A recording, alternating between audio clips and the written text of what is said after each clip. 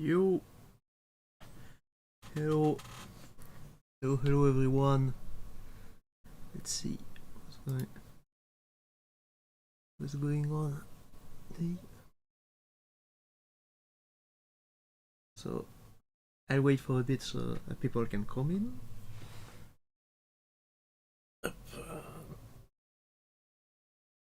So how was your weekend?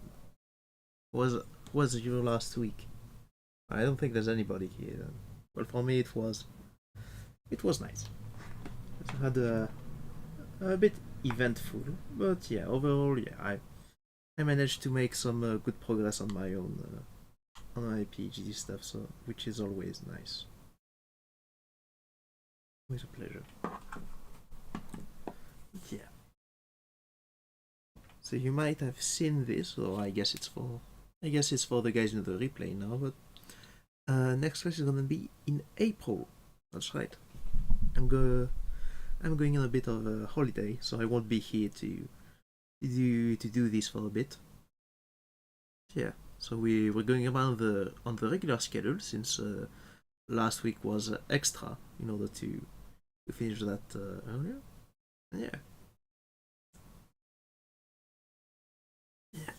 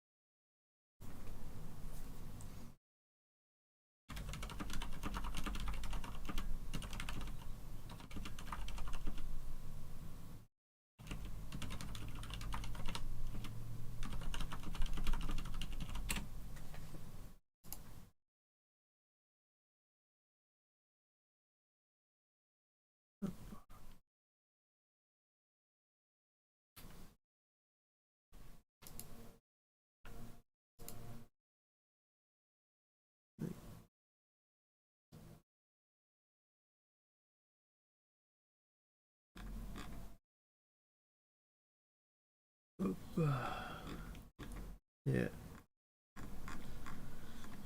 But yeah, so gonna wait for 2 or 3 more minutes so people can come in, grab a drink, all of that. I have my big old bottle of water as usual. Something to keep in mind in that area. Gonna be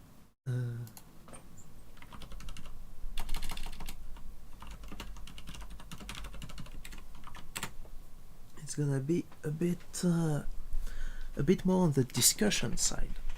So today, so that's gonna be a bit different. But yeah,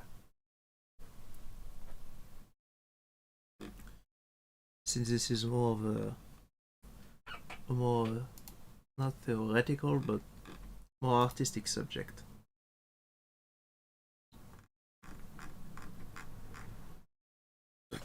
Yeah.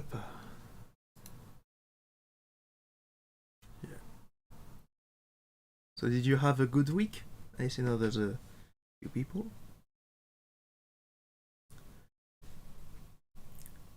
I'd recommend grabbing your keyboard for this class since we are gonna have more back and forth, maybe. Well, I guess maybe that works better with the French class. Hi, Simon. Because they tend to be. Maybe it's because we have more like students from the actual university. That tends to be more back and forth. So don't hesitate to just interrupt to add stuff in the chat.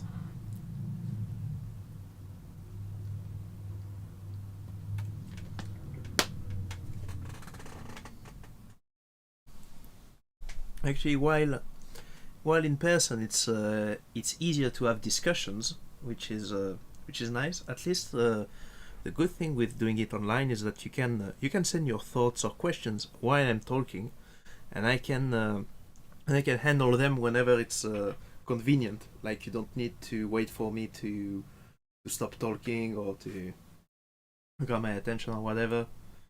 I can just answer the question when it's most relevant. So that's nice. Wait, yeah, yeah, and especially that's gonna be useful there.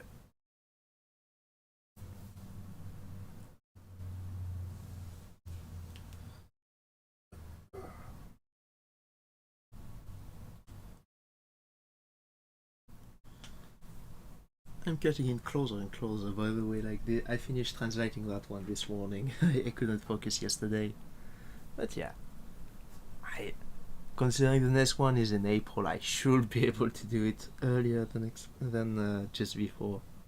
Yeah, I've done worse, done way worse. But yeah, but yeah, I guess that's a good time to get started. So, yeah, there we go. So welcome everyone, welcome back to the game development class. So today we're gonna talk about game design for the first time. So which is gonna be a different type of class, because since game design is a lot more, well, it's both a technical subject and an artistic one at times. So there are some technical parts, but it's mostly about how you feel, and there are not a lot of resources. Like it's not a codified domain yet. So compared to the other times, like even before, like every time I talk about some of these things, there can be imprecisions, there can be stuff I don't know or I have a different vision on. For this one, it's extra important that you keep in mind that it's just one vision, and you can have your own. You should have your own. You can. That doesn't mean what I say is wrong. Maybe maybe it is. Maybe it's not. Maybe it's simply incomplete. Maybe it's another point of view. That's good to keep that stuff in mind and to think for yourself. What do you think is good? What do you try it out? So you can find also your own style on that, because that's the part of, well, you develop a game. What game do you want to make? That's that's the kind of things you use to decide. So I will show you a bunch of tools and ways to think about the theme. So this is gonna be a more interactive one. So keep your keyboard next to you so you can answer when necessary. But yeah, so let's get into it. But before, so last time we went over how to make graphics, and we saw how to program gameplay mechanics, so especially for prototypes. Today we're gonna actually follow up on that. We're gonna go over how to define those mechanics and how to go for designing games themselves. So, I would say game design still new, not very codified. There's not a lot of tools that are reliable, especially because it's more on the artistic, the human side. So you can't really say, oh, this thing is 30% more fun. That's not a metric. You have to do a lot of tests, therefore, to really understand. There's resources, but they only show small parts. There's not a lot of holistic views. That means I have a better view of the whole game. Like it can tell you, yeah, this interaction works like this because X and Y, but it doesn't really necessarily tell you how it fits into the whole game. So you have to get onto that. So first, let's take a bit of a question. So what are the first games in general? That's not a tough question. What are the first games, do you think?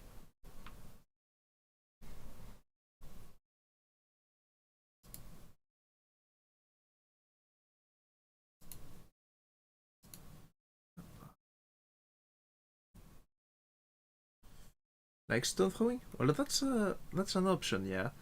So that's I guess that's a game. I didn't get that exact one, but yeah.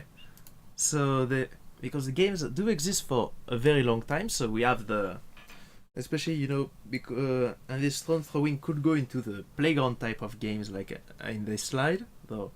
I guess that's a different kind of playground. I guess we used to play football in mine, but yeah. But you have some simple games like children games, hide and seek, uh, pursuit. I don't know how you call that one. We call it the wolf game in France, where one guy is running and trying to get away from the others.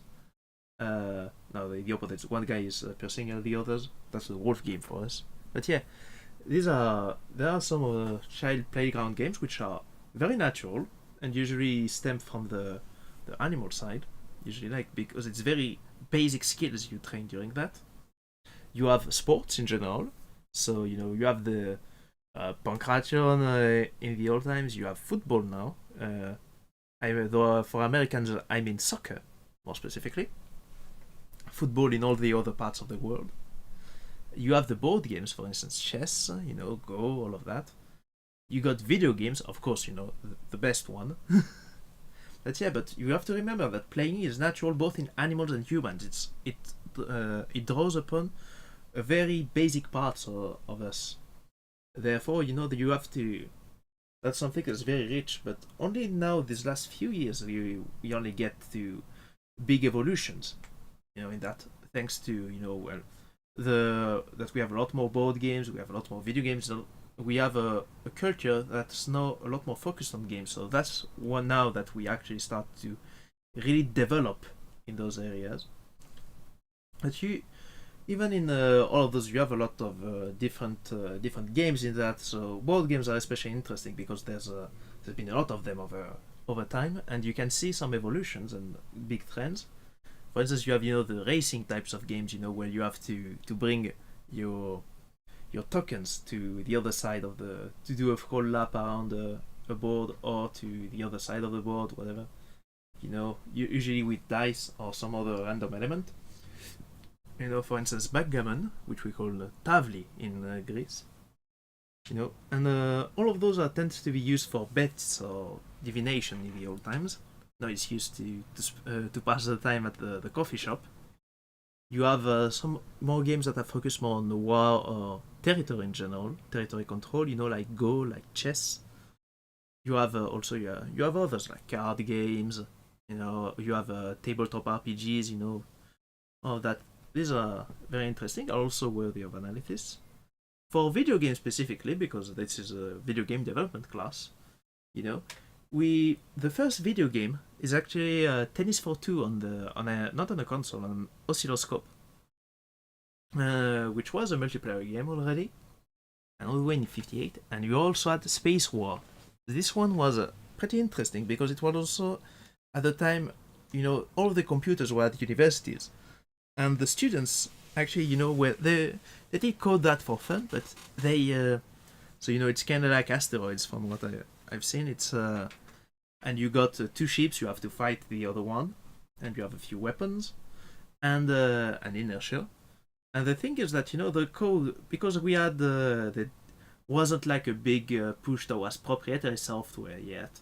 So people were just sharing the code, and every university kind of did some modifications. So everyone had their own version of Space War. So that's I think that's really interesting.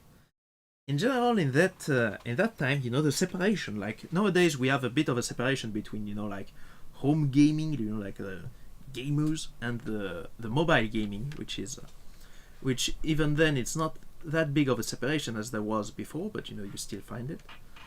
But because now we have like a lot of games coming on consoles, come on PC at the same time, all of that. But before that, we had a lot of separation between the arcade games, like for instance Computer Space. I think that was the first one in '71. But you got Pong, and a lot later you got Pac-Man and Donkey Kong, in the early '80s. You got the consoles, which at the time, the early consoles were more sold as luxury products. So you can think of the Magnavox Odyssey or the Atari, ColecoVision, all of that. And you had the games on computers, which were pretty different. Like you had the first, you had Colossal Cave Adventure, which was a text game, if I remember correctly. So, multi-user dungeons, that was a Rogue, the first roguelike, technically. Yeah, that's where the term comes from. And you can also cite the IBM PC in '81, which was pretty important because that was one of the first really widespread PCs with a widespread processor, especially. And because at the time we didn't have all of those tricks we learned with the Delta time the last time, to keep the frame rate constant. the gameplay independent of frame rate, more specifically. In the old days, you only had it only ran at the speed it ran on the processor. That's why there was a lot of computers that had what we call the turbo button, and that's a button you can see on your machine. And if you press it, it doesn't go faster; it actually goes slower. It simulates the speed of that IBM PC's processor, in order to not have the game run at 30,000 frames per second, and that's the physics also that. So your game would actually run at the correct speed with the turbo function. So I think that was already phased out by the time I was on the computers. Maybe I think I saw the turbo button on the couple computers. I don't think mine had it, but I think I saw it on a few old ones. But yeah, and because of course there's a so at this time, it's not also an international industry. There are communications over the world, of course, and you have influences, but the scenes are mostly local. Like you have for instance, the Japanese scene and the American scene. They don't talk that much. You have a few games that get transferred from one to the other, but not that many. So you can see influences, like for instance from Wizardry on the Japanese JRPG. That kind of stuff. But yeah, so of course what I say here is a bit limited. It's a very fascinating period. You might have heard of the video game crash of '83, which was mostly in America. You have to remember. So, and this is at the point where the video games kind of stopped, especially on consoles. But that's why we also talk about the university compatible. Yeah. I also remember like stories from the guy that made Good Old Games. Talking about how he used to transfer games, over radio waves. Like you could tune into a station, and they're like, yeah, from at 5 p.m. we are sending this game. Start recording. So you record, and then you have your game on your cassette. I think that's what you call them in English. But yeah, magnetic tape or whatever. And talking about how he had to exchange games with other people overseas, posting some ads, and like, oh yeah, so there was this Greek guy, and then they just kind of exchange games, and then he copies those games, he gives them back to other people in Poland. That's always that's why it's also a fascinating period, because it's still mostly local scenes, not the global one like we have now. That's you still have some local scenes, like for instance, there's a lot of Japanese developers that don't really translate games and just stay there. I don't think that's as common in France. We don't speak English super well, but I don't know how much of the scene is local as opposed to just global. Here, like for instance, I publish games with the idea that anybody can play it, not just French people. But yeah, but we did have more of that before, with some of the games, like I remember Adibu, for instance. But yeah. But yeah, so in America there was the video game crash in '83 because the games were starting to get really low quality and expensive, and so people stopped buying these, and shops too. So they didn't even stock them. So that was until the NES came to America, and they packaged it as a toy actually. So the NES came in a bit later, so '83 in Japan, I think, as a Famicom, and '85 in America. Or maybe I'm wrong, though. It's been a while since I wrote this one. But yes, and they packaged it as a toy instead of a console, of a luxury console. So it was more associated with children, and that's why they had the robot with it. And that kind of helped help it gain a foothold there. And that's kind of when we had the second wave of video games. But then the story doesn't stop here, but that's where I will stop. And I'm gonna ask you a more philosophical question. What is a game? What's your definition?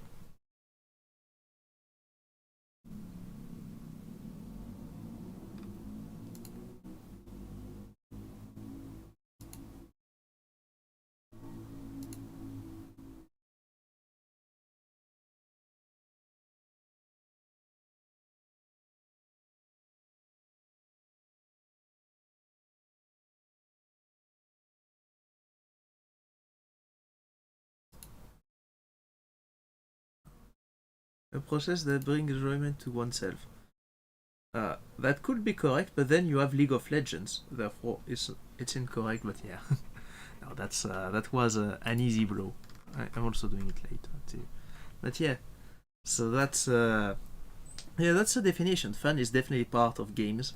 Usually, you have a lot of ways to define it. So I'll take one that I actually like. That's more That's a bit more technical. I think I got it from Keith Bergen's book. Yeah.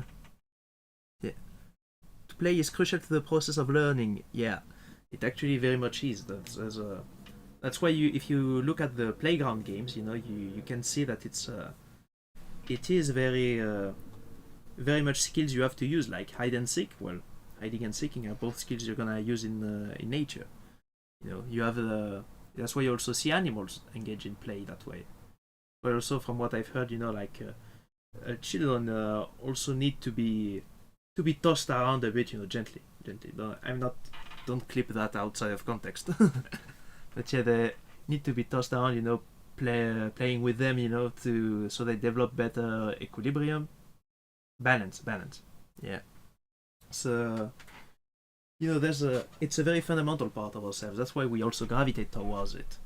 But yeah, so this is a definition I took from Keith Bergen's. So it's that you can define a game as levels, actually. Like, you start with interactive systems, but when you have that, it's kind of like a sandbox game. You don't have any objective. You just play with it. It can be fun. That's something. When you add a problem, it becomes a puzzle. Like, not necessarily a puzzle, like, with the pieces like we have, but the idea, you have a problem and you're looking for a solution, any solution, and then you have to execute said solution. Then you can add the element of competition, which can be against someone else or against yourself, with a timer, for instance, in which case it becomes a contest. And then, if you add ambiguous decisions, it becomes a game, because that's when there's not anymore one solution, because interactive systems, there's no solution. It's just what you just play with it. When you have problems, you have a solution. When it's competition, it's who executes said solution the best, or who has the best solution in general. And when you add decisions, that means there's not anymore full-on.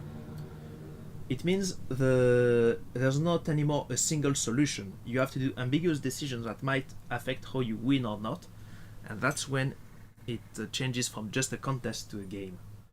So this is there's of course a few limits. For instance, it's a very dry view of mechanics here.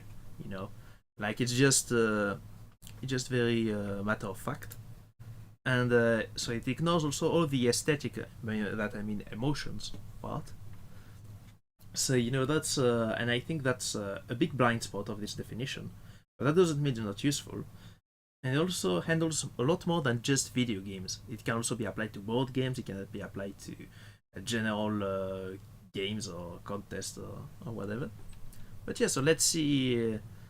For instance, how will you classify a game like Super Mario Bros. In the definition?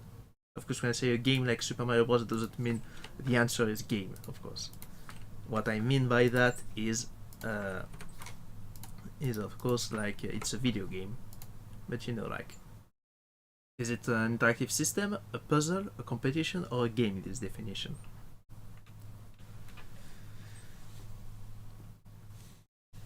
I put the poll up, you guys can answer.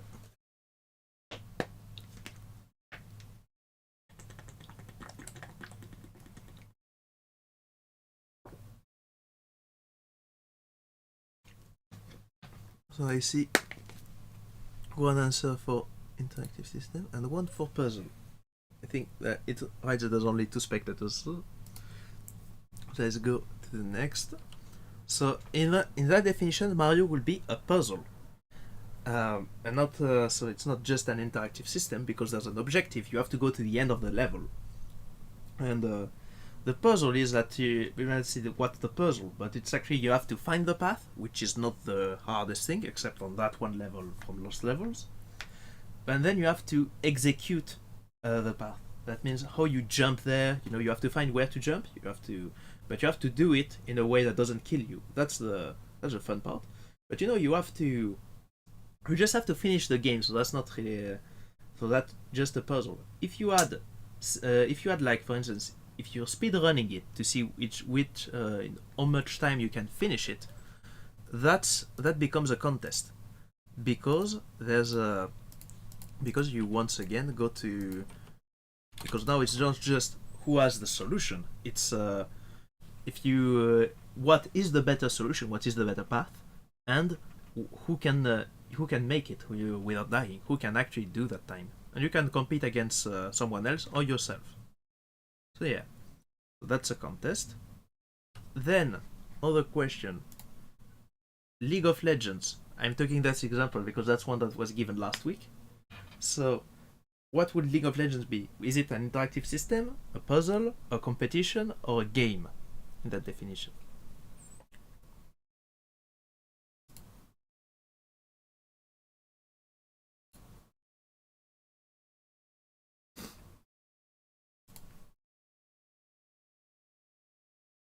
Okay. So this time, so League of Legends. So it's not a competition. It will be a game because it's not just a contest, because there's not one solution. It has ambiguous decisions. There's not one solution to League of Legends. You know, why is that? There's a lot of things, but one of them is also due because there's hidden information. You know, so for instance, kind of like rock paper scissors. It's a game too because there's hidden information. There's not one strategy that always wins at rock paper scissors. It depends on what your opponent does. That's what makes it ambiguous.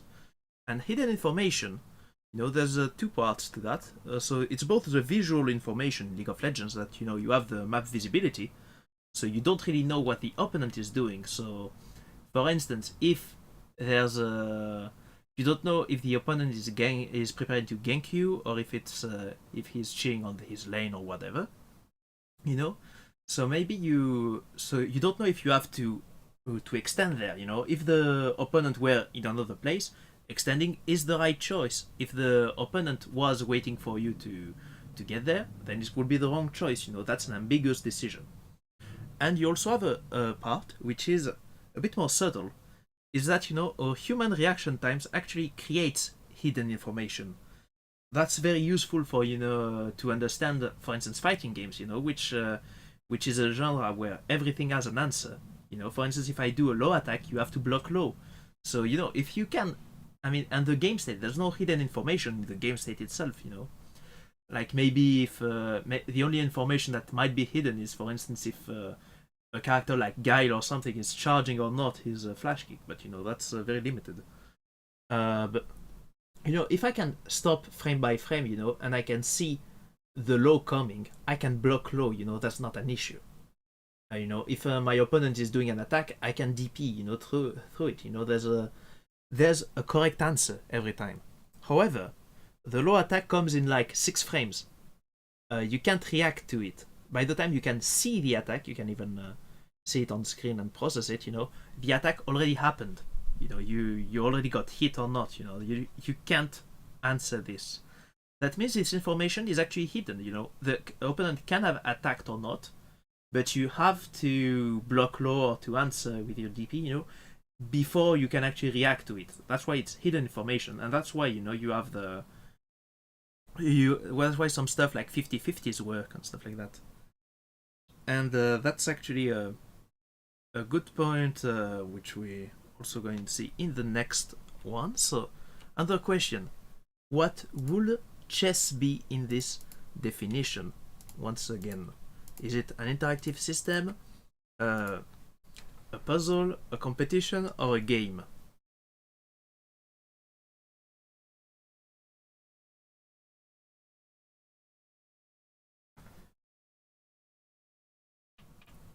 Classic.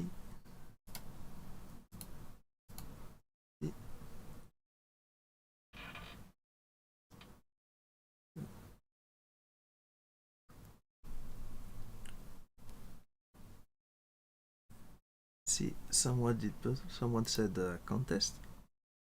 Well, I said yeah, yeah, competition instead of contest. Yeah, but yeah, so chess is actually a game at the current moment. but it's inherently solvable. What do I mean by that? So, like chess has no hidden information and is completely deterministic. That means it's solvable. If it's solvable, that means it has a solution. And therefore, you could think it's a puzzle in the end. So which is not that false, It's but the thing is that you have an opponent, and you also have to do your solution against his solution. It's like kind of like tic-tac-toe. That one is a lot simpler to solve, and that means that but there is a solution, and you can actually learn that solution, and therefore it becomes only a contest instead of a game, because you only have to do the solution better than your opponent, because you can force them to tie, and you have to force them to tie until they slip up. It's not the best, not the best contest, but that's one. That means that chess, is in the same position, kinda. It can become a contest, and where you have to play perfectly. However, because this play space is so big, you can't really learn a strategy for all that. We can't actually figure out the solution at the moment, though. Chess maybe something. Go it's even worse on that aspect, That means that until we can actually figure out that solution, that general solution, the decisions are ambiguous still. You can solve some lesser parts of a game, but it's the solutions themselves. It's that means the game you still don't know what to do exactly. That decisions stay ambiguous, and that's something very important. That means the classification can evolve with time. That's it can evolve with the meta, which means with the players playing it. Tic-tac-toe. If you don't know about the strategy, it can be a game. It's you don't really know what to do. But it's inherently a game that can be solved. At the end, and that also means like some decisions can become degenerate. So that's something we are gonna call back to in another game class. But when a decision becomes degenerate, that means the decision is removed.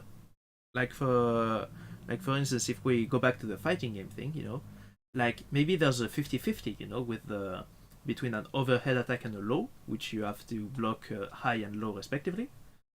In this case, the 50-50, the idea is that you can't react to it. You have to guess. But if there is, but maybe we saw that there's a bit of a timing difference between the two, and that those timing don't overlap. That means that you can do what we call a fuzzy block, and block high for a while, then low for a while, for instance. And because those two windows can't overlap, that means once you can do that fuzzy block, there's no more any 50-50. That decision has become degenerate. That means there's not anymore an ambiguous decision. It's just, can you execute that block correctly? And that's if all of those situations degenerate, that's when you can get to a contest. Of course, like I thought about puzzles, interactive systems, contests, and games. That is not a value judgment. That doesn't mean a game is better than a puzzle. A game is better than a contest, whatever. That's not the question. The question is, what is your game? What is the game you want to make? If you do something with time trials, that game is a puzzle, or a contest more specifically. The game is a contest, and it's not because there's not like ambiguous decisions to make that the game is not fun. That's or you can take Minecraft. That's a very fun game. You don't have any objective in it though. I guess you can get to the end there or something. But even in creative mode, you can create your own objectives, which also means the game becomes a puzzle in some kind of way. But just hanging around can be fun. That's VR chat is an interactive system. That's what I mean. Everything can be fun or not fun, and that's separate from this decision. But if you know what you're actually aiming to make, that can help you make better decisions for what you want to put in the game. That's what I wanted to get at. But of course, that's one definition. Let's see, another way of looking at games is to get to think of a game as an experience, like an emotional experience. And therefore, it has also pillars that support that experience. So these are your game's main elements. For instance, if you want to feel like someone like a martial artist, for instance, the game will feel like a martial artist. Well, you can first of all, that's the experience you want to make. So you want to make the player feel like a martial artist, but you can take that from very different angles. Once again, you can or a tactician, for instance, for on a war general. There's different ways to approach all of that. For instance, if you for the martial artist, it can be about the journey. It can be about the fights. That's that changes which pillars are going to be your elements. For instance, if it's about the journey, getting stronger is going to be one of the pillars. Therefore, you're going to have to think about your mechanics. You have to, when you add new mechanics, you think, oh yeah, this one does fit the theme of getting stronger. For instance, training levels, all of that. Maybe it's just the fight and researching each opponent. That's therefore getting stronger might not be something that's part of the experience specifically. Therefore, you don't want to put levels. You want to think more about the strategy and the analysis aspect. That's or same for the war general game. Like maybe it's about the tactics, and therefore it's about strategizing on the fly, stuff like that. Maybe it's about the grander schemes, like the country management, during the war economy, the supply lines. There's different ways to look at that, and that brings different experiences. And to get those experiences, you need different pillars. So you can use that when making a game. You can define those pillars, and then you evaluate each element to see, does that fit with my vision?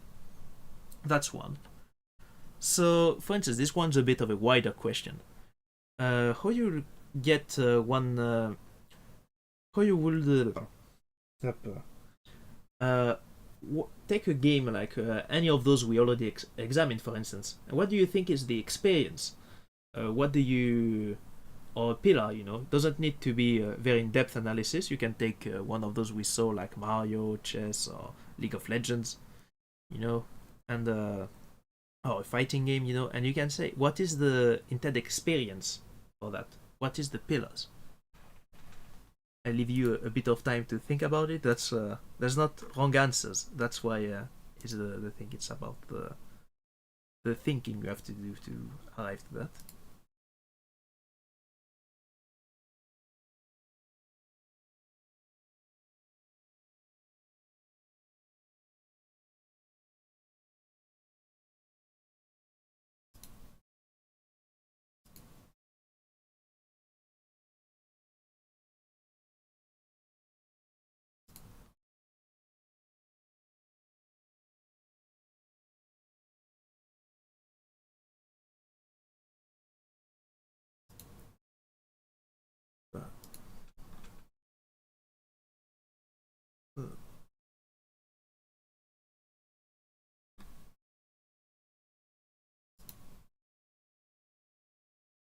I'm leaving a bit of time more.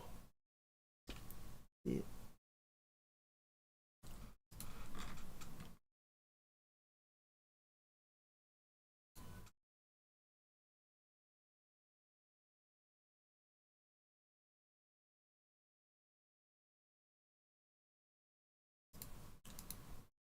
Il is something that provides a double share for player to overcome, which is proper for its skills.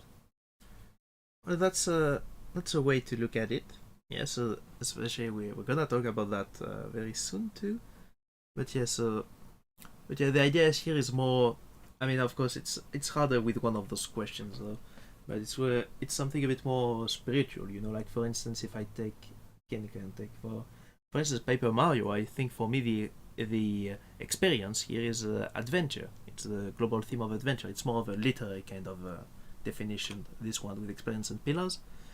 You don't need to use every definition, of course. That's just one aspect. But yeah, we said that games provide suitable challenge to overcome and improvement of skills. That's one reason to play games, and actually that's a big part of games. That's actually skill tests, and that's also an important way to look at your games with.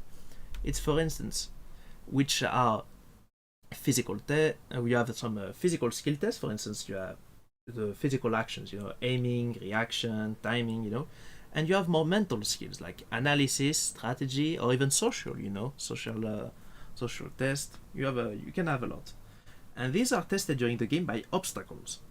So you know that, and different games test different skills, and this is important, you know, to see if it fits into your experience or the type of game, etc. You do. It's important to see which of the skills are tested, and if that goes into said experience, if that sustains it. Like, you know, if you do a rhythm game, then challenging your timing is very appropriate. If you do chess, for instance, changing your reaction might not be the kind of thing you actually want to do. But you know, by by doing an analysis of those elements, you can actually find if you can take a critical look at what you're actually testing in the game. If the difficulty and the player level are matching, you want actually a bit of variation, but you get a game that's agreeable to play, like that's actually challenging and fun. You know, if you do a hard challenge for a good player and a weak challenge for a beginner, you know, that usually goes well. You know, if the challenge is not hard enough, the player can get bored. But if it's too hard for the level, it can be frustrating. You have to build up those challenges, and the idea is that you can actually get into what's called the state of flow. You know, when that goes well, where you kind of forget what's around you. You know, you just get very much into the game, and that's so that works when the level is matched to the challenge level is matched to the skills, the player skills level, but you also want some variation, you know, tension and release usually, which is something that goes in a lot of things, even like storytelling and stuff like that. But you want tension and release often.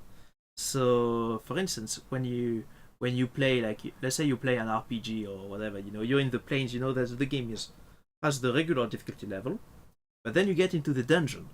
In the dungeon, you know, there's harder enemies, you know, it's so the tension is rising, you know, and you get prepared to the boss. The boss actually brings up some new mechanical things, you know, that's a hard encounter, so you know, the tension is high, and as soon as so you beat the boss, you get like a new sword or something, and that actually lets you beat the general obstacles better, so you get a release of the tension. The level doesn't go more, you know, the basic enemies in the next area are not gonna be harder than the boss, you know, you just fought.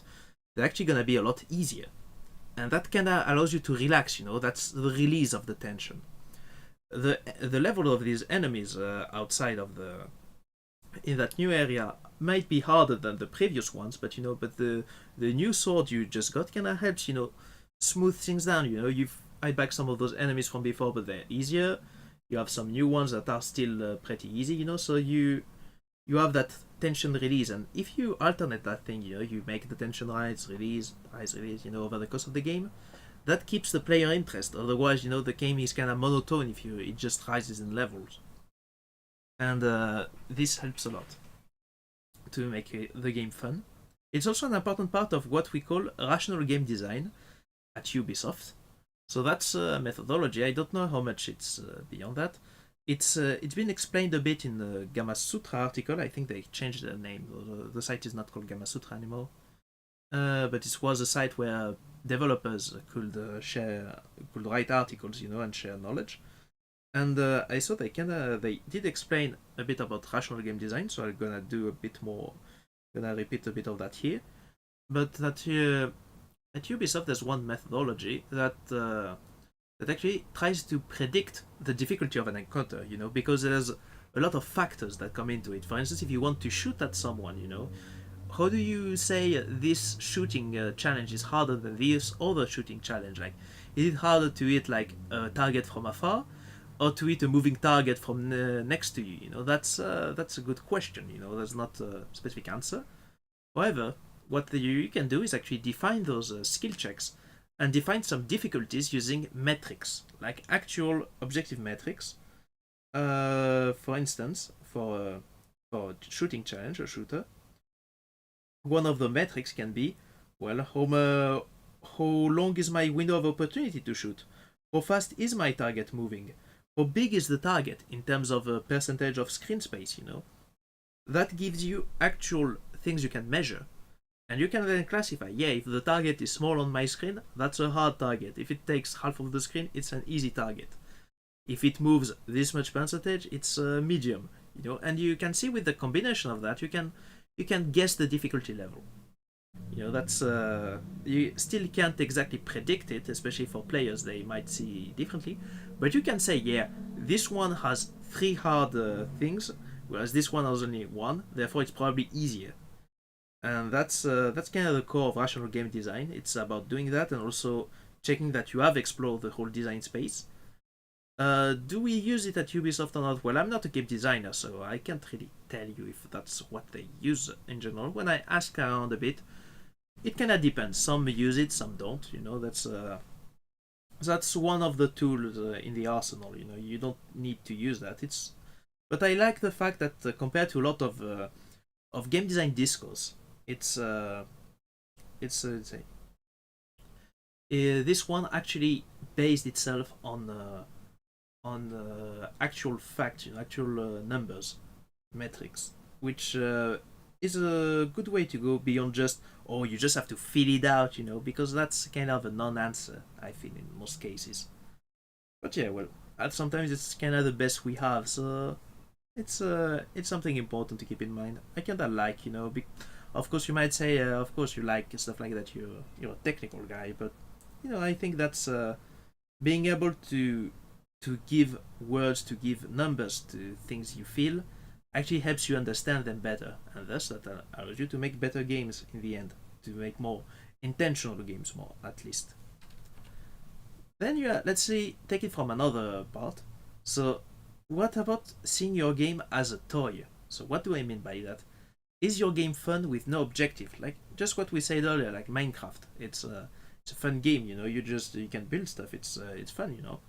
But yeah, that's because it has no objectives. What if you take a game that exists like you know, take like a fighting game for instance, because of course that's what the example I'm gonna use. But is that game still fun when you have no objective, when you don't have to beat up your opponent? You know, is a platformer fun? You know, just traversing, just the basic actions. You know, that's what you want to see. And that's the question: do you want to try it out just when you look at it? Is the game nice to control just to interact with the game? That kind of that's going back to the earlier definition of interactive system. Is the game still fun as an interactive system? And I believe you usually want to shoot for that too, you know, because that's a very good sign. Because that's if your game is fun just by interacting with it, when you're gonna add an objective, it's gonna stay fun, you know. If it's fun to press buttons in training mode, it's probably gonna be fun pressing buttons versus an opponent.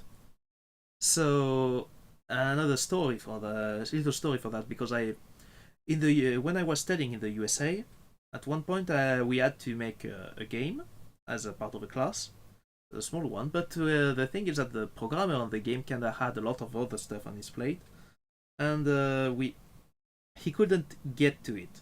So in the end, I had to, you know, I had to pull through because I was the one with actual programming experience there. So we pulled through, and I had to program something really quickly, you know, like in a day's time or whatever. You know, I had also other classes, so I couldn't really make something with mechanics, you know, like actual levels or whatever. You know, you had to. I just put it. I just polished the base mechanics, just the movement, just the Mega Man X style movement.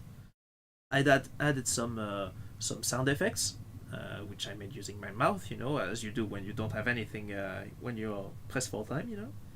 And you just put a bunch of these and made the animation react correctly, you know, made the controls nice, and just let it rip. And the thing is that so the game was kind of fun, you know, the movement was fun. And the thing is that, for instance, there was one player that actually couldn't, for the life of him, couldn't really get past the small test obstacles there. You know, it was a bit hard for him to solve that, but he kept playing just because the base controls were fun. You know, it was fun to just jump around in the game, which is that kind of shows, you know, like even if that guy wasn't able to to beat the game or to advance or whatever, he still wanted to keep trying just because the game was fun at a base level. That's the kind of thing I'm talking about right here. So it's often linked to the concept of juice you might have heard of, which is how much the game reacts to you and gives back in some sense. So it's about so it's affected by several things. Like for instance, the game reaction speed. You want the game to react quickly to what you do. About the mechanics, so the mechanical parts, so the physical inputs you have to do, for instance, to make that can be fun. You know, doing those quarter circles.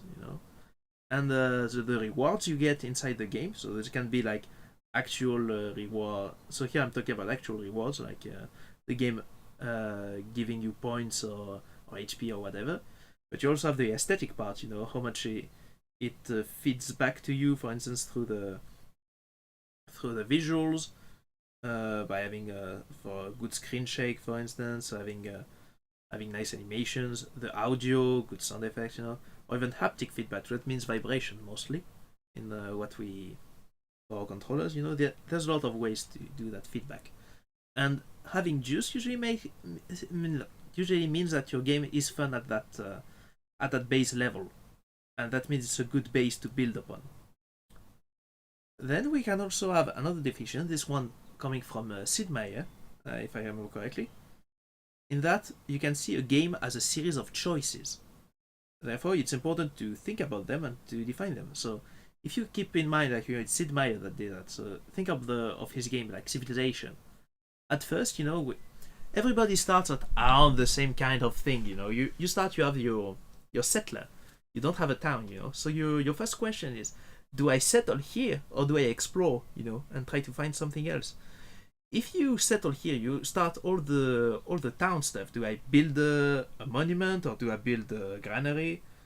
Or another scout? That's the first decisions you make. Each one has repercussions later on, and if you choose to make the monument first, you do go over more culture. That means your population is not growing as much, which limits your option later. But it also opens up new ones because you have the culture. If you make a scout, that means, and this will change the decisions you have in the future. Same if you start exploring, maybe you'll find a better place to settle down, next to the sea, for instance, and now you have access to the water and you have new decisions open up.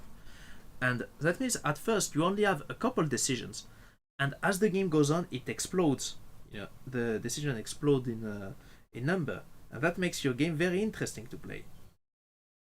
So the thing to do that, you have to, once again, we talk about decisions. You have to keep those decisions interesting and to give reason to take them or they degenerate. So that doesn't mean every option has to be balanced. Keep that in mind. Doesn't mean it has to be balanced to be fun. It can be, but the thing is that, for instance, if you want to get food, you could get. You could use fishing or you could use farming. That's two options. They can have their advantages and disadvantages. You could maybe hunt. But that's and all of that. It can also depends on the environment. Maybe it's a game that's in the desert, in which case fishing is not really useful.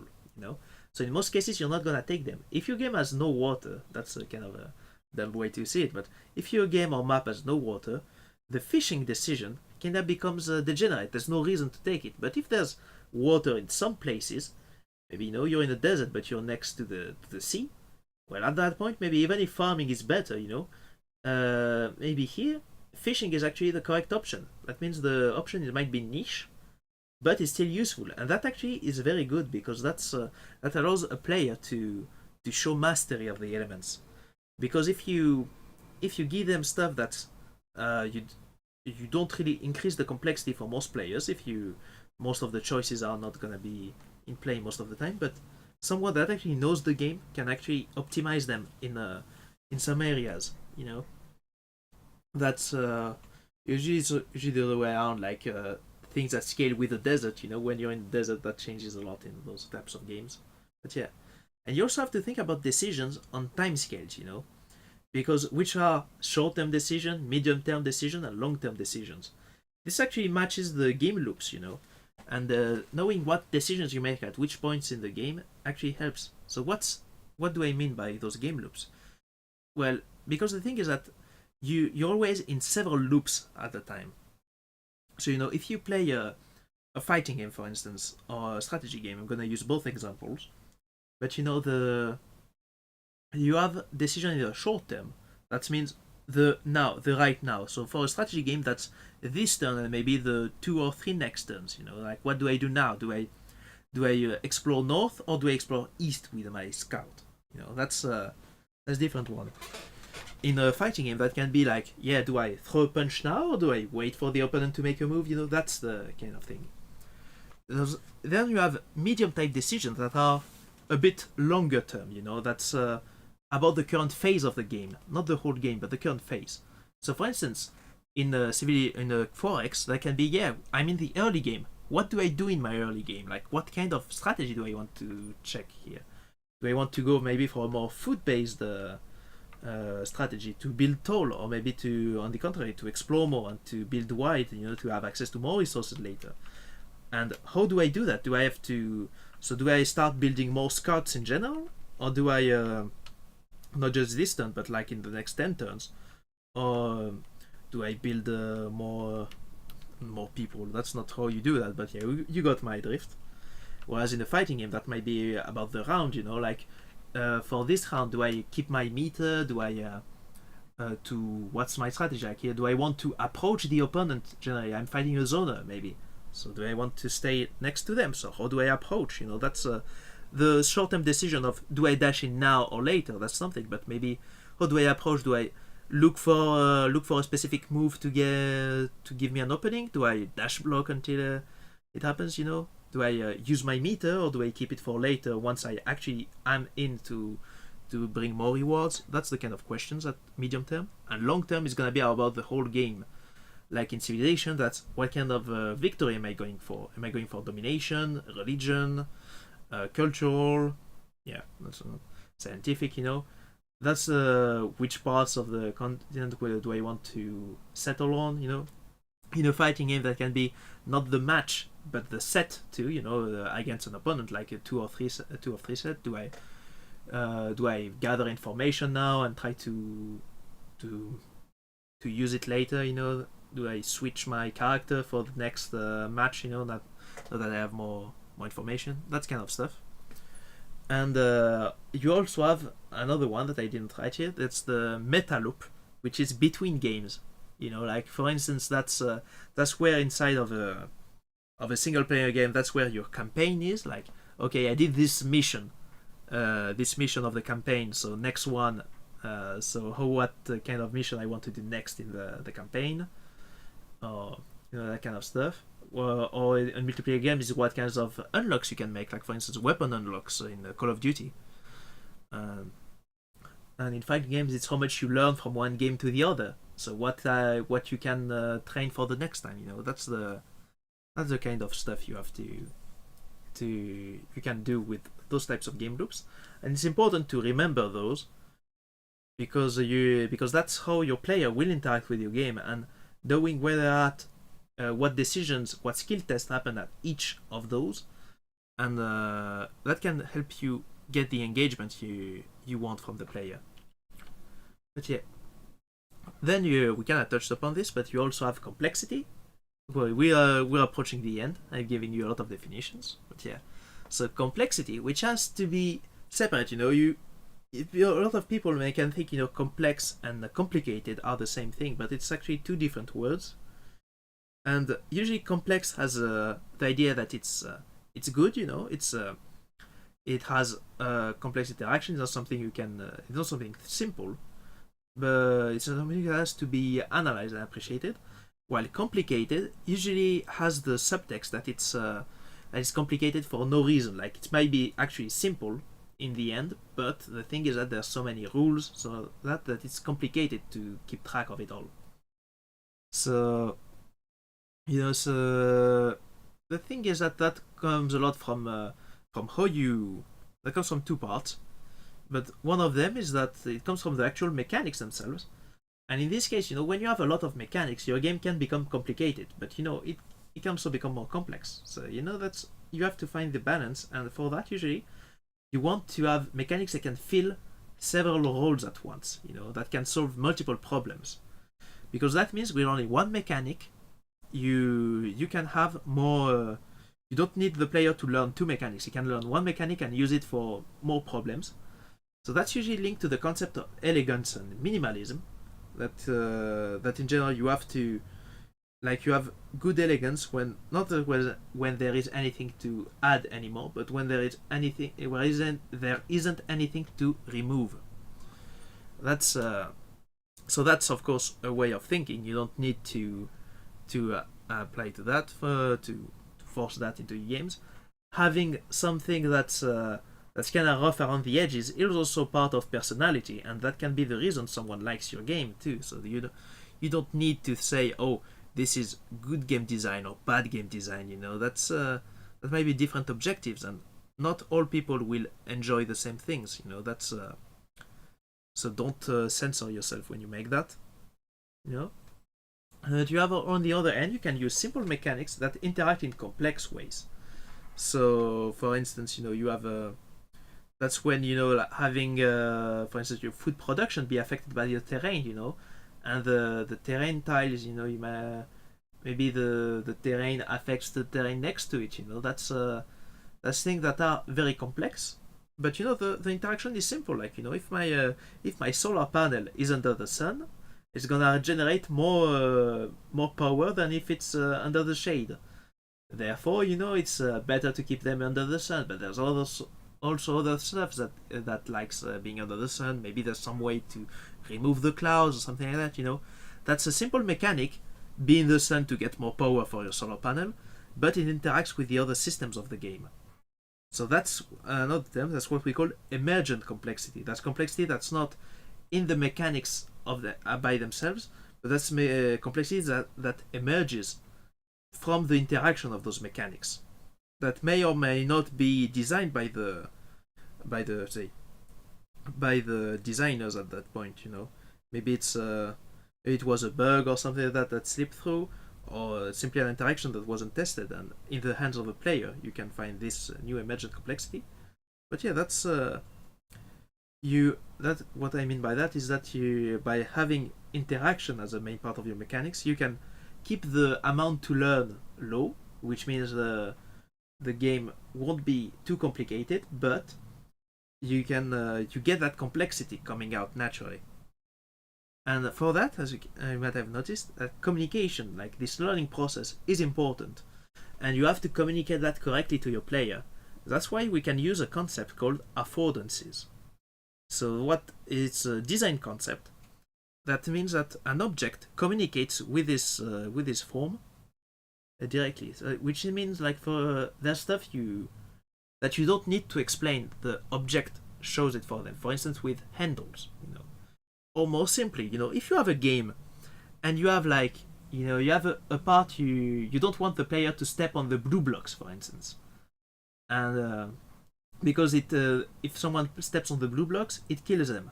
Well, you have to teach that to the player. It's not obvious. If it spikes, however, you cannot get the idea if it spikes or fire. You don't want to touch it. You know, fire burns. You know, that's part of what fire communicates, and that's based on your player's worldview and their knowledge about the real world. One of the things you might have seen on that is like on the door handles. Sometimes that's a common example for that. If you think about the regular door handles, you know, you have to the small horizontal ones you have to twist. These don't tell you if you have to pull or push the door, you know. But you have some other handles, you know, like the flat bars. You know, you can see on some emergency doors, especially. These ones, they are very simple because you can't really pull those handles. It's very awkward to do that. So you naturally want to push it. Therefore, you know, it's a push door just by the object itself. You don't really need to think about it. On the other end, those that have very you know, the big vertical bars, you know, you can't push them, you know, but it's pretty natural to just pull them, you know. It's gonna give you more leverage, so you tend to pull those, and it's that's the, can I find it? I also looked for it the other one, but yeah. But yeah, if you have the, you know, that's I'm finding some good examples online now. So let's let me show you one. Like for instance, this this door right here, like, you know, well, apart from the part is written push and pull, you know, which is kind of obvious, you know. But you see on the push part, there's no way to grab the door, you know. You don't really think about pulling here. You can just push. The object kind of tells you what you have to do with that, you know. So that's the idea. That's the idea of affordances, and using those, you don't need to push the. You don't need to explain it to the player. He can just understand it, you know, and that makes your game feel like it operates on regular logic instead of mood logic, and makes it easier to approach and to get that complexity. So, an additional questions for you guys, like, what are some additional game design tools, like some I haven't talked about that come to mind? If you don't have any answer, you can also say no, but it's not an issue. But it's because there's a lot of them here, and everyone is gonna use the ones they want, so that's always good to share. I shared you some I know.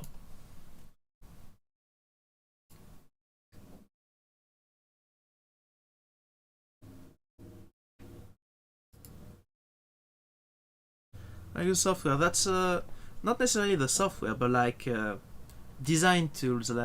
We can say software if you have a software in mind, you know. Of course, that's you can say that. I mean more on the let's say the design side, maybe in your head. But if you have a software in mind, please share it here. Pen and paper, very good. That's some really good tool. You can even go cheaper. You don't even need pen and paper. You can grab a bunch of friends, you know, and just do it with nothing, you know. But pen and paper is very useful indeed.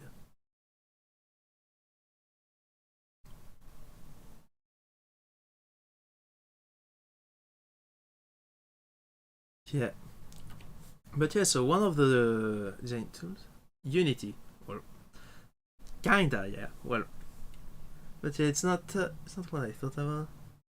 Crocodile, different audio cues, theme.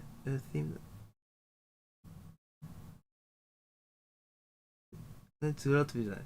Yeah, that rule. So yeah, we actually so that's several way of going to that, and I actually do agree. I think that's a big part of Keith Bergen's definition. Actually, I'll go back to it at the end. In the blog songs, for instance, yeah. So these, you know, there's a bit of a wide variety here. So, of course, like here, that's maybe I could have phrased that better. Maybe but it's also interesting to see. You know, for instance, Morblo, you're talking about different audio cues, and that's very true. You know, that's part of communication actually, more than I would say that's more communication than game design specifically. Because I mean, communication is a part of game design, but you know that's not the tools the designer here is using. It's more of the tools you use to communicate to the player and allow them to react. You know, that's good audio design. Lego, yeah, Lego, that's a good tool. You have a lot of practical tools. So yeah, one of those tools that's very useful is prototypes. So you know, so that's actually what pen and paper, Lego, and even Unity that Xavier wrote. That's where it comes to. That's how do you have to answer a question. That how do you know if the game is fun?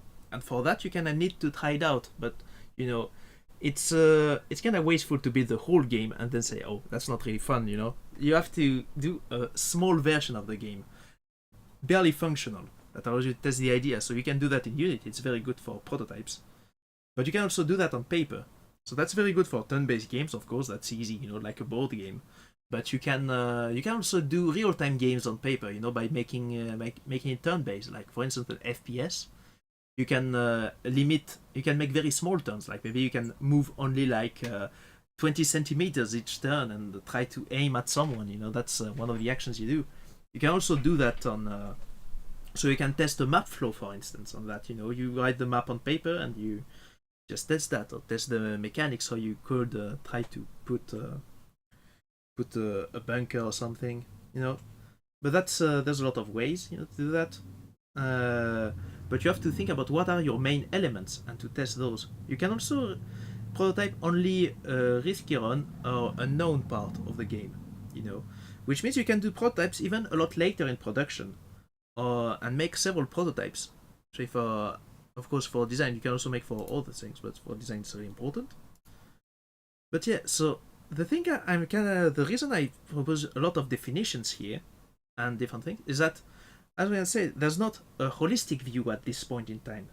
Only one view is limited. Just like you said, Dark Blue Wool, like there's a lot of the designing on the theme that turns into gameplay mechanics, but some other people prefer to design from gameplay mechanics. You know, that's and that means that if you only look at the gameplay mechanics, you lose all the aesthetic part. You know, if you look at the mechanics in isolation, you don't see the interactions between them. You don't see the position inside of the say the game. You don't see the position inside the game loops, stuff like that. So you want to change your viewpoints often, and to analyze your game under those different viewpoints. So when you do that, you keep in mind the experience you want to have and the player that will receive the experience. How will the player do that? That's why you must test and adjust your mechanics. You can test them on paper, you can test them in practice. You can test them late, well, that means with the players, but you know, all of that is long, but that's very effective. But yeah, for instance, yeah, so we can arrive at the end. So Dark Blue Wool, for instance, I don't know if you were here from the beginning, but earlier we recommend you watch the replay later, because I start with a more dry definition, which I take from Keith Bergen, because I see Mobler, you also talk about the idea of fighting game into a board game, you know, with Surly, and Surly did talk about concepts like elegance and stuff like that on his blog, I remember. He did that. That's why I recommend you to look at, Keith Bergen's book, because he actually gives a lot more, he talks about those same kinds of concepts, but from another point of view.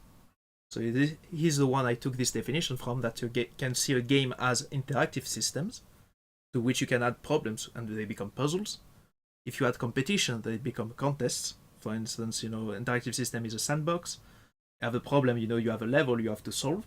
Doesn't mean the puzzle has a lot of thinking. It might be also the execution.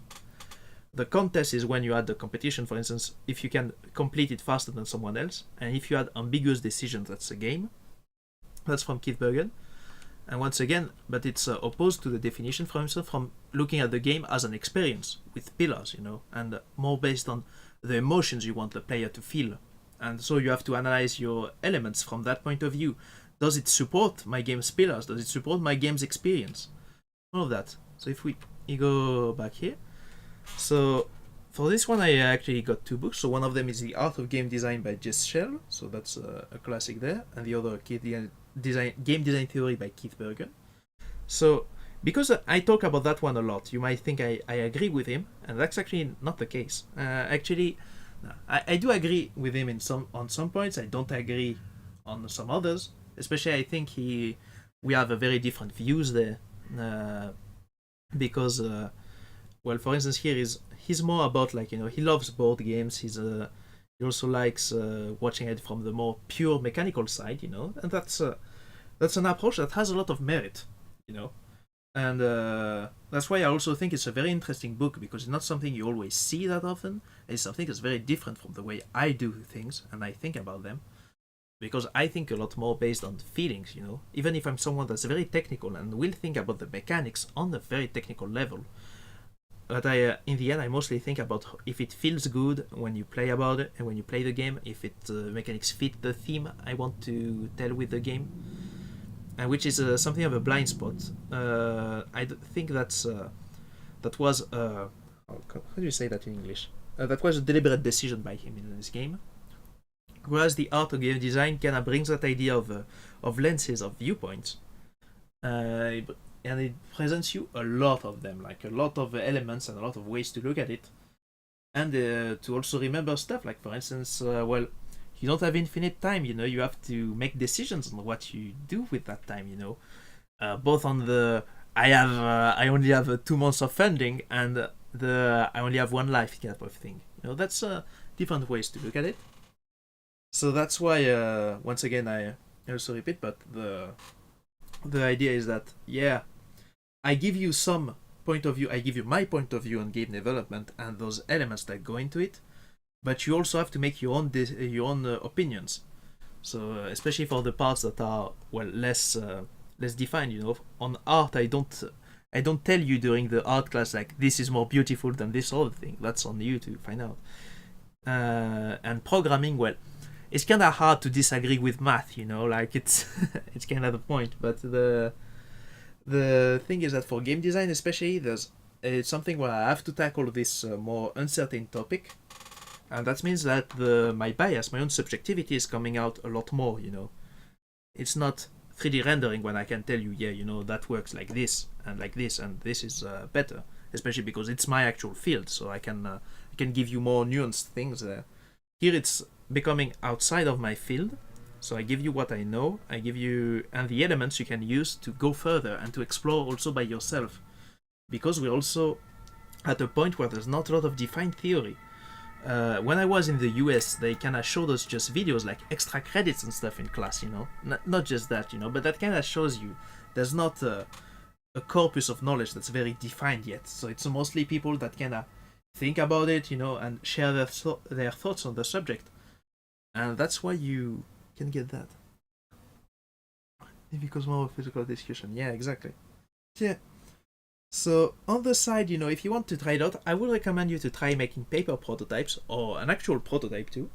But you can also analyze a game you like either from a mechanical perspective or an emotional one, and to see what mechanics go into that, And the thing is not like there's not a single answer, especially because death of the author, all of that. Everybody will see something different in art and in video games. But the thing is not. The point of the discussion is not to find a universal truth, is to develop your own thinking, it's to develop your own opinion, to share that with others maybe, even, and to get different appreciation for it. And once you have that, you develop your own language, and from that you can actually start designing your own games and stuff. But yeah, so you miss turn-based FG, board game is something else. Yeah, true. Yomi HE, Yomi Hustle. Yeah, that's turn-based FG, and Yomi without the hustle is the Serlin's board game, which also has a video game part, but yeah. The Strike card game, I haven't played that one. I think I saw it at the last tournament I went to. It was I didn't play it. I was too busy playing Under Night for once. But yeah. By the way, so before we continue with the discussions or questions, if you have additional questions, don't hesitate to add them here, or subjects you want to talk about. But yeah, for next time, you might see it's going to be how to program tools for games. Like we talk about game design tools but yeah, now what tools can we make for the designer? How we are going to make those that are actually going to allow us to make the actual game, for instance, to fill in data, balancing, all of that. That's what we're gonna talk about next time. And I would remember, guys, it's in a while. You have to remember that, so don't hesitate to go back on the Discord and get the streaming role so you can get reminded when I come back from vacation, because it's gonna be on the 14th of April. So yeah, just you have to be there now. Yeah, otherwise you won't have the tools. But yeah, anyway, if you're leaving now and not for the discussion later, thank you for coming, and I hope you have a great afternoon or weekend or night, depending on where you are. Yeah. Also, I see Xavier. What are good ways to set player motivation and goals? Those there always have to be short-term goals and long-term goals, like beat the level versus beat the final boss. So if you haven't answered it already, no worries, especially because when you talk about it again, it can bring other parts to the forefront. because those classes have to be compressed, of course, because each of those subjects can be can be course for this, course for hours, and even if you don't really know for 3D rendering, the class is 2 hours, that's a very condensed view of an actual whole year of classes. You could get to really understand 3D rendering, and that's only still scratching the surface. You have to. That's always limited, so that's why not a problem to go back to stuff. But yeah, good ways to set player motivations and goals. So you have to remember. So you have two types of motivation for player, which is extrinsic and intrinsic motivation, which means from outside and from inside. Intrinsic motivation is the player wants to do something. He has motivation because he actually wants to do it himself. Like I want to, for instance, I want to punch the bad guy because it's fun to press buttons. That's intrinsic motivation, and that can be harnessed by making your game fun to play. Like we talked about juice before. We talked about the tension and release inside of the difficulty of the skill checks, all of that. So that brings internal motivation, and you have extrinsic motivation, which is when the game actually rewards you for doing stuff. So it's like, yeah, well, if you beat the opponent, you get points, you get items, so that makes you want to beat the opponent because you get those rewards.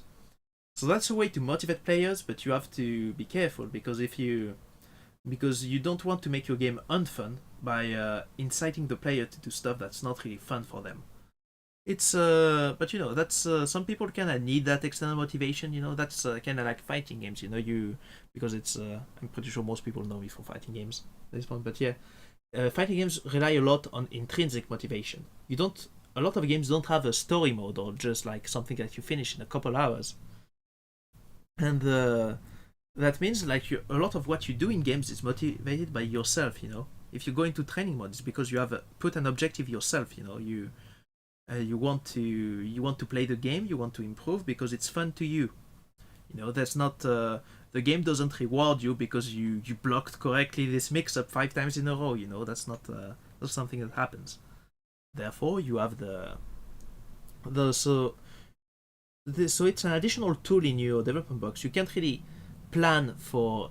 You can plan a bit for intrinsic motivation, but it's hard to get by. Extrinsic motivation is something you can absolutely plan around, so that's a lot easier to do, and that usually can help you guide the player. Like if you give him an objective towards something that will be fun to accomplish, that means that the player will be like, oh yeah, so I can do this side quest. That seems interesting. I will get a cool sword, and you go there, and there's some fun gameplay, different types of encounters. That helps.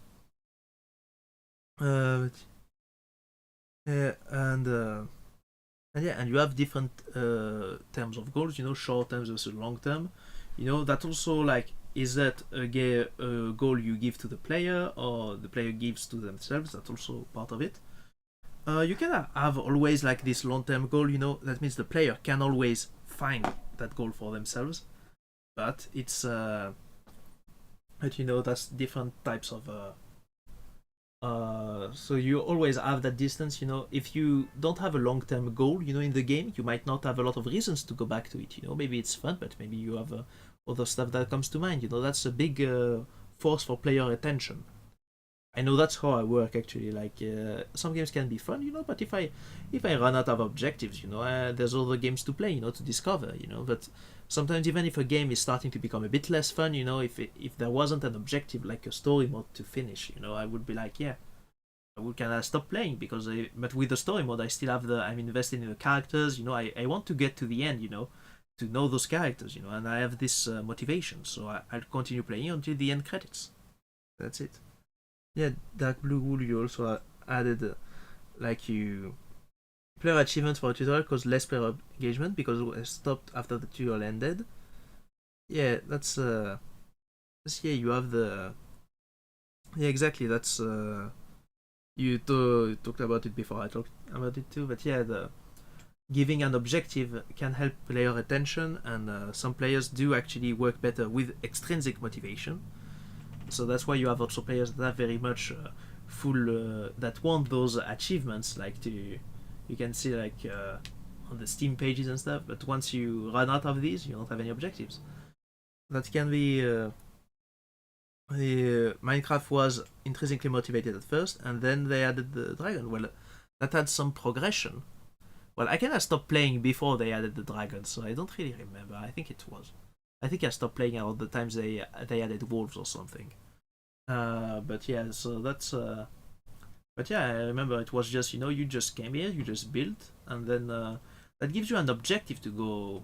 Now, if you want to go into the nether, instead of just let me dig until I find the bedrock. But yeah, Minecraft's still very intrinsic. Yeah, some people do like, but you see, when it's something that's very intrinsic, people will add their own goals. Like build a house, build a cool theme park or a town. I used to do that when I was a boy. It's was interesting in modifier of game design. Yeah, that's Minecraft is interesting in a lot of ways, especially like how with mods and stuff, people kinda, and the fact that it's very intrinsically motivated, people build their own version, kinda like Space Wars in before, and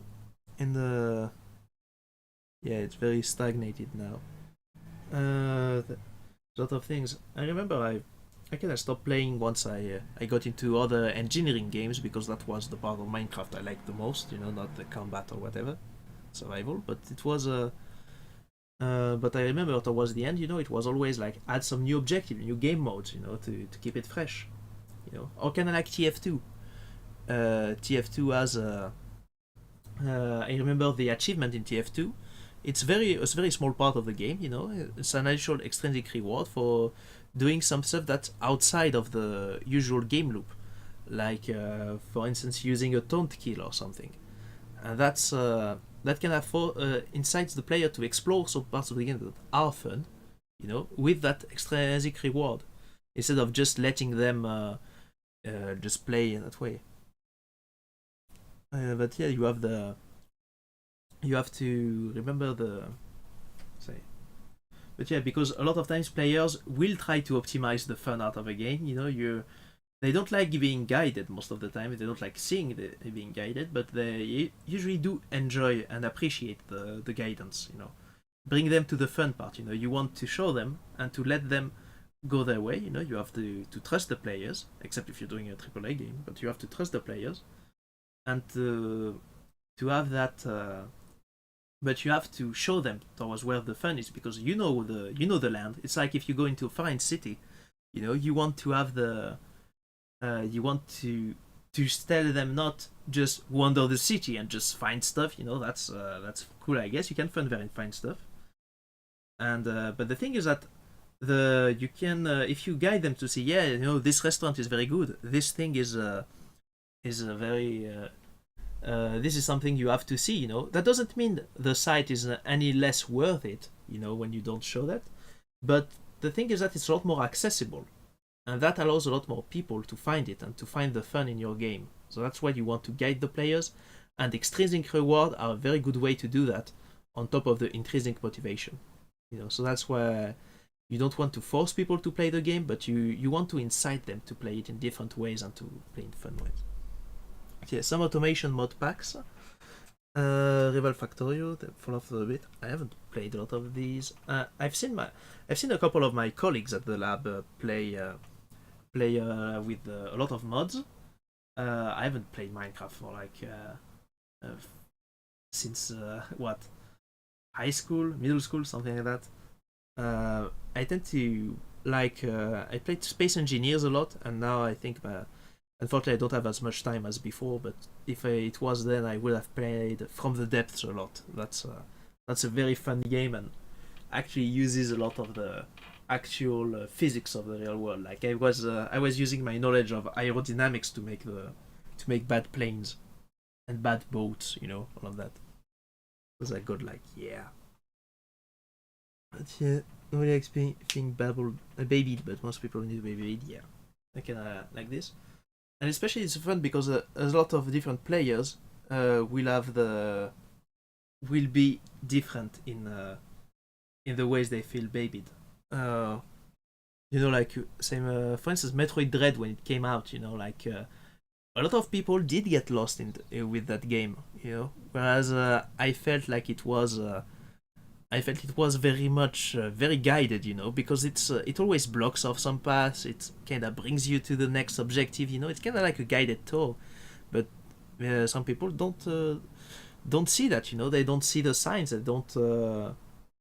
That's why you have the yellow paint problem. That was a discourse the other day, but yeah, some people actually do need that, but there's a question, of doing it with the environment, in more subtle ways, but that takes time, of course, but people usually want to do that, the game designers, they usually want to make cool games, they don't they so of course different developers play different types of games and different amounts of games, like at Ubisoft, depending on the team you are in, you can see a very wide breadth of who plays versus who doesn't. But usually, game design teams and gameplay programmers are people that are passionate about games, and they have very strong opinions on them, and they do want to have you see level artists, they want to have this environmental storytelling, the eye flow, to bring you to the next objective. The thing is that that's not every player that will find that, and that's at that one point you have to decide between making a game for anyone versus making a game for everyone. So the idea is that making a game for anyone, meaning that you don't want to block people off for reasons that are a bit outside of their control. Like if you make a game you want your game to be approachable, for instance, to not rely on external knowledge too much, So that means that anyone that comes into the game can appreciate it, but you don't want to make it for everyone, because making something for everyone means you kind of have to find the common denominator part. We call it in math it's the lowest common denominator, but that's kind of pejorative. I feel as a a way of saying that, But there's not every player is gonna resonate with the same things, And having something that's more defined, that's good, Maybe like I think I tend to like a lot of different games, But I know some players, for instance, they don't like narrative games, They just want the mechanics, For instance, me, I don't like repetition mostly. So games that involve a lot of grind, For instance, Monster Hunter, it's a good game, and I realize it's a good game. I can see the appeal, but I know it's not for me, It's and that's good. It allows me to understand better what I like and I don't like, but it's and for the people that do like it, they do play it a lot. It's very popular for a reason. In AAA, it's not. You do need everyone to get to the end. That's kind of the thing, and So that's why you get some really easy modes that, so that like story difficulty, that kind of stuff. So I don't think then you can have opinions on that, of course. I do have some. I tend to not be a fan of very story-based mode. Like no difficulty modes where gameplay is just a time waster. But it's I'm also not a fan of very hardcore games. Like that's very that go into very much very challenging stuff that you have to repeat. But it also depends on what your game is about. At the same time, like I don't like playing games that are very easy, but some people. Well, so beyond the accessibility point, that of course some people have more difficulty, but there are also rights to it.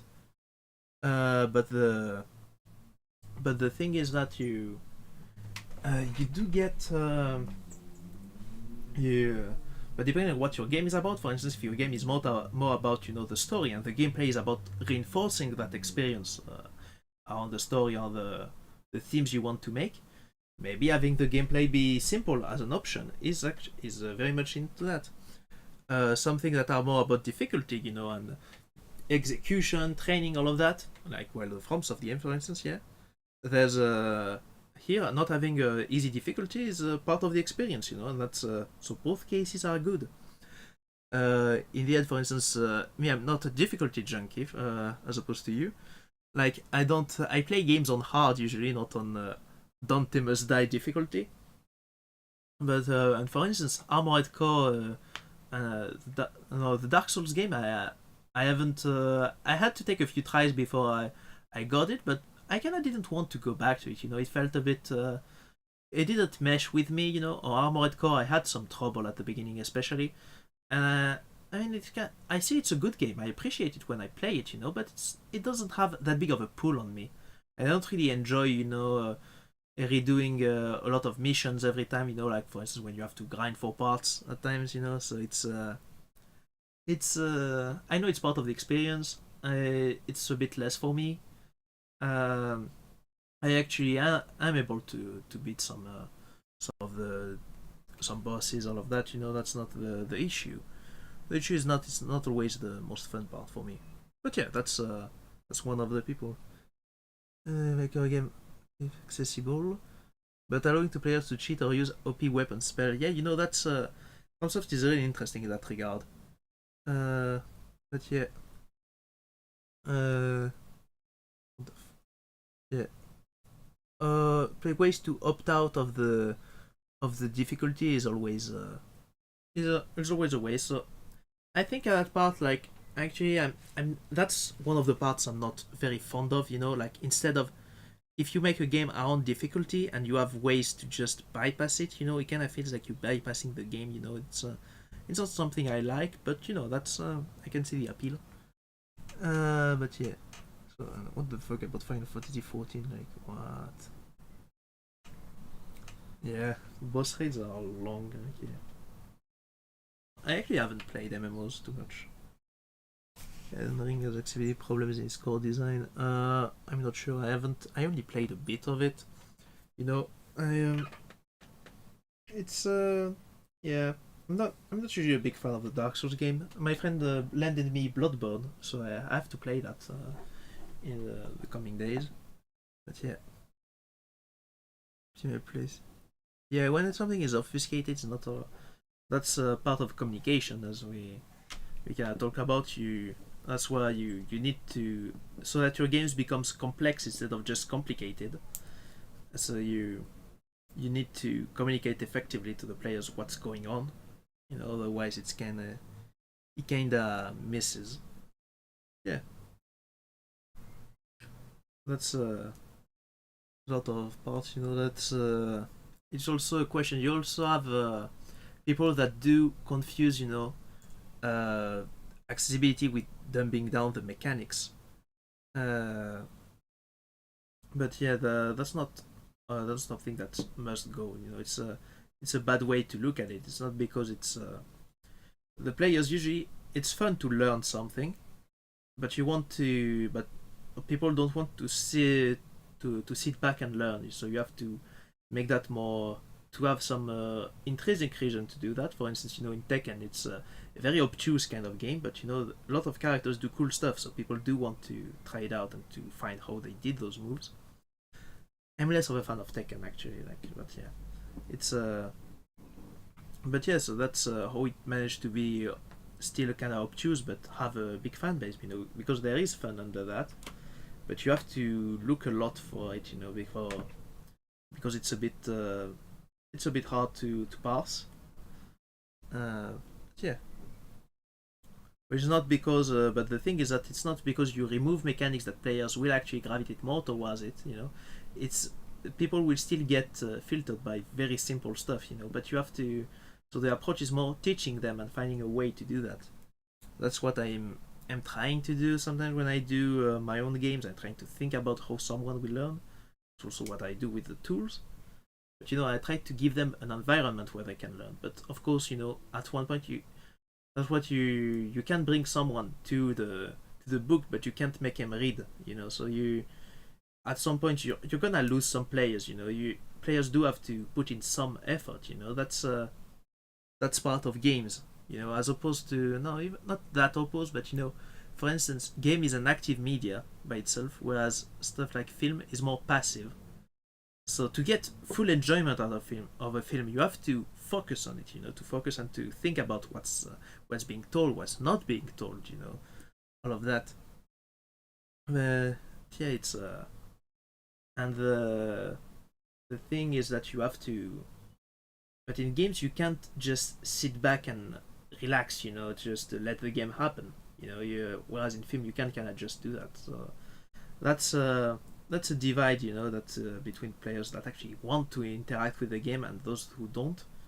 And at some point, that's where you have to make some choices at one point. You can't satisfy everyone, because if you just let the game be played, you're gonna make it less fun for a certain part of people, but more fun for others.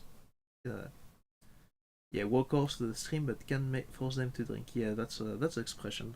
Uh, yeah, I'm trying to think if there's a, because I don't remember it exactly like this, but maybe it's just a language barrier sort of thing.